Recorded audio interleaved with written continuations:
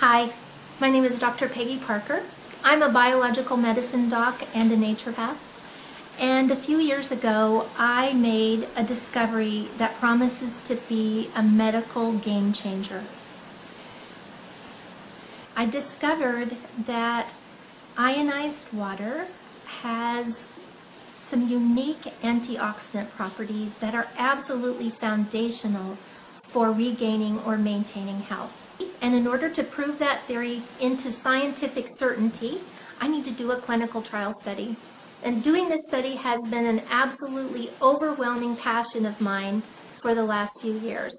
And now all the pieces are in play, and it's time for me to begin. The first time I heard about ionized water was actually during my biological medicine training. And I tried this water ionizer that was recommended, and I didn't really like it. Then I got really sick. Actually, my gallbladder became gangrenous before doctors figured out what was wrong with me. And so when they tried to remove it, they left a lot of gangrene in my body, and so I was really literally rotting from the inside out. I was really sick, couldn't seem to get much better.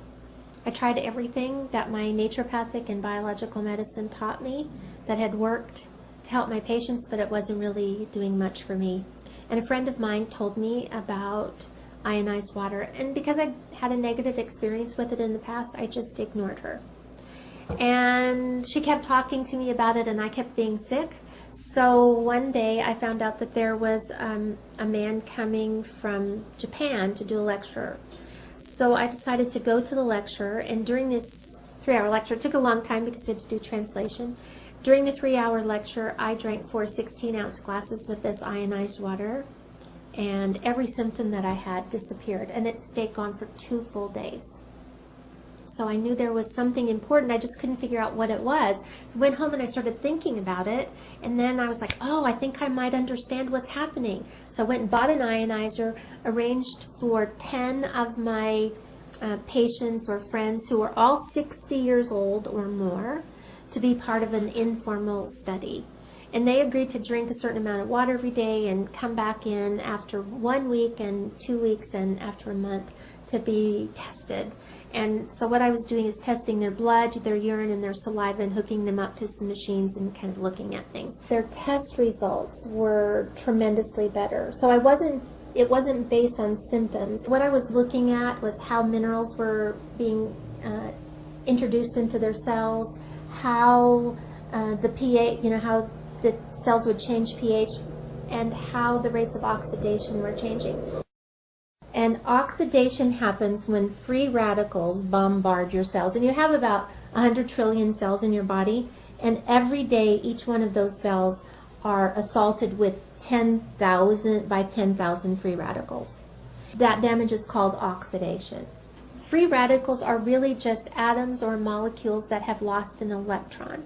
And that happens from exposure to radiation or UV lights, or so things like fluorescent light bulbs and computers and cell phones and cars and manufacturing plants and fertilizers and pesticides, and even the water that we drink and the air that we breathe that are kind of polluted, those actually contain free radicals. All of those 100 trillion cells have a few things in common, and one of them is that they're made they all have a membrane, and that membrane's made of something called a phospholipid bilayer. That's just a fancy term for fat.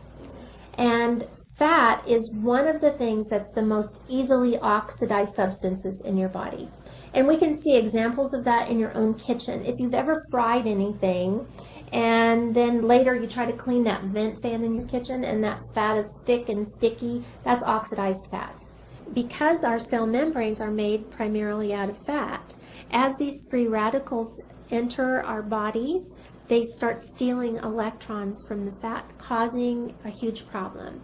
That fat then changes its character. Instead of being a semi-permeable membrane that allows oxygen and water to flow freely in and lets carbon dioxide and a few other waste products out, instead of doing that, it starts to repel water, so the cell becomes dehydrated. It starts to repel oxygen, so now the cell doesn't have enough oxygen to produce energy. And inside the cell, carbon dioxide is trapped and other waste products are trapped, so it effectively makes a very unhealthy cell.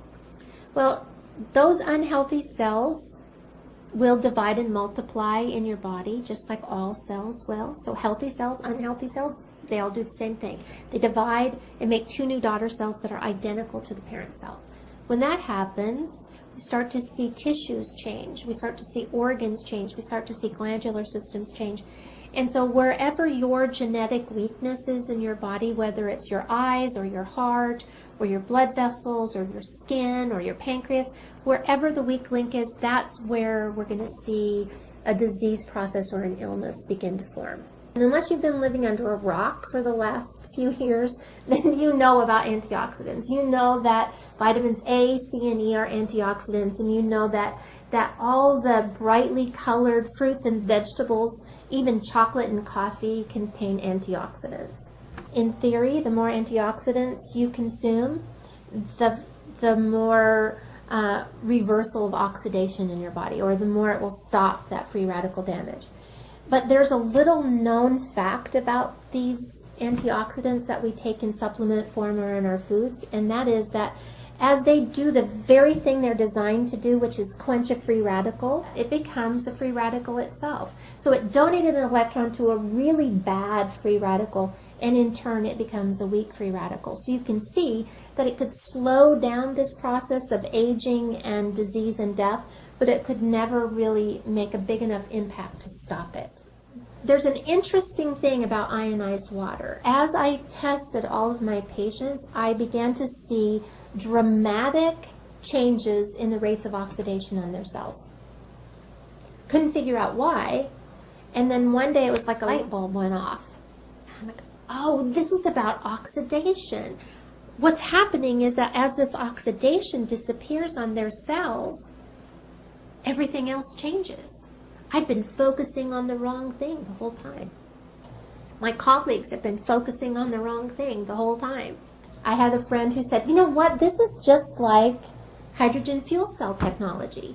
What happens in a hydrogen fuel cell is that water's passed through an electrical field, splits the water up, so H2O becomes OH negative and H. So we have hydrogen.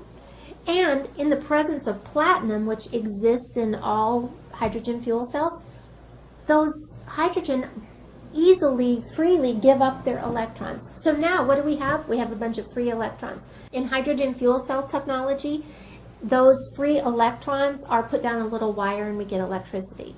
In ionized water, what happens is that those free electrons are recycled into the water. So that as we drink that water, we're actually taking in a bunch of free electrons. Now those free electrons will go and mitigate or quench those free radicals, and they don't leave anything in their wake. There's no weak free radical left over. This can actually stop the cycle of oxidation. Now, in the whole scheme of clinical trial studies, the end result is always that there's a product, an end product that's made, like a drug, that can be sold for billions of dollars, so it offsets the cost of the clinical trial studies. In this particular case, I don't sell anything. I'm just trying to help people be well. My very first patient that I lost was 16 years old, and it happened at a time when one of my daughters was 16 years old. This was potentially the hardest thing I've ever been through. And all I could think of was what could I have done differently? How could I have helped her? And then a few years later, I found this technology, and I realized that it was the answer to that question of what could I have done differently and how could I have helped her more. It's my passion to save the world one glass of water at a time.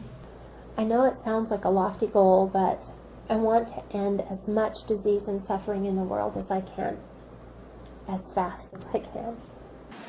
I really believe this clinical trial study can be a medical game changer, but these things never happen as a result of just one person's effort.